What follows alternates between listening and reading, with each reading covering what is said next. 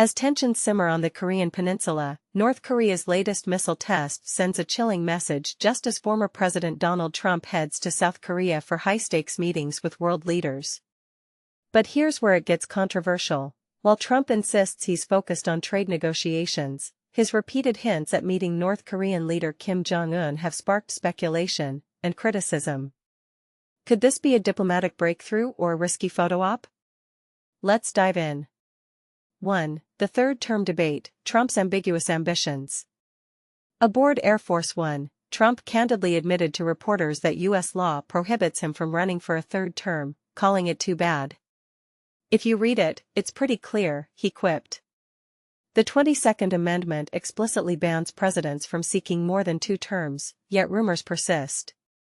Former advisor Steve Bannon once hinted at a plan for Trump's third term, and Trump himself has expressed a desire to stay in power.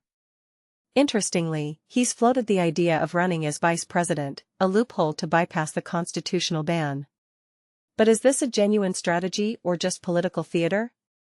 2. Trump and Xi, a meeting of titans. Trump expressed optimism about his upcoming meeting with Chinese President Xi Jinping, stating, "A lot of problems will be solved." Scheduled on the sidelines of the APEC summit, this encounter marks their first since Trump's second term.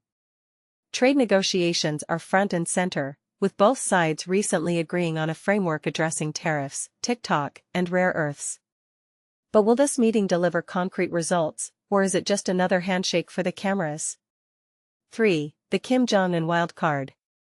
Trump revealed he's open to meeting Kim Jong Un, though his immediate focus is on China. "I could return to the region," he said, leaving the door ajar. North Korea, however, remains silent. Trump's enthusiasm for a meeting has grown with each question from reporters, and he's even offered to extend his stay in South Korea if Kim agrees. He's also hinted at lifting sanctions, a bold move that could reshape the region's dynamics. But is Kim playing hard to get, or does he see no benefit in engaging? 4. Security on high alert. Gyeongju, the historic city hosting Trump and Xi, is under unprecedented security measures.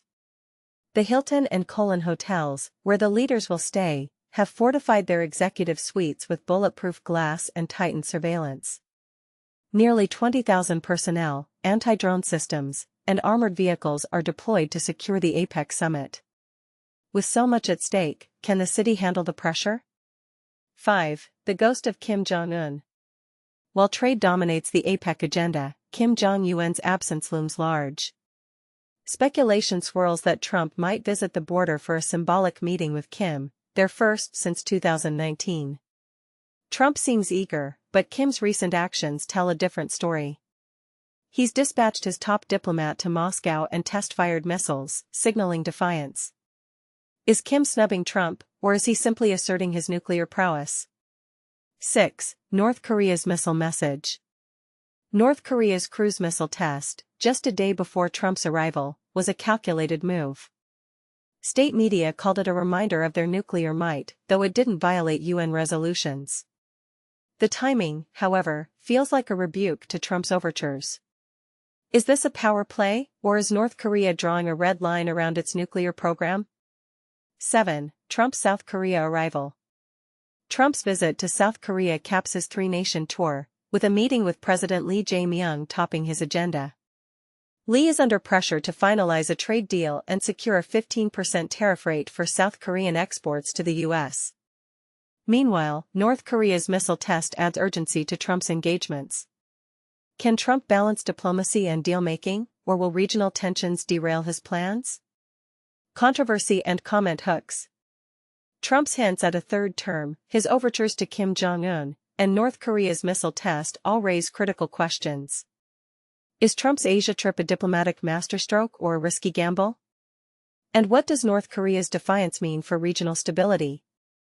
Share your thoughts below. Do you think Trump's approach to North Korea is bold or reckless? Let's spark a debate.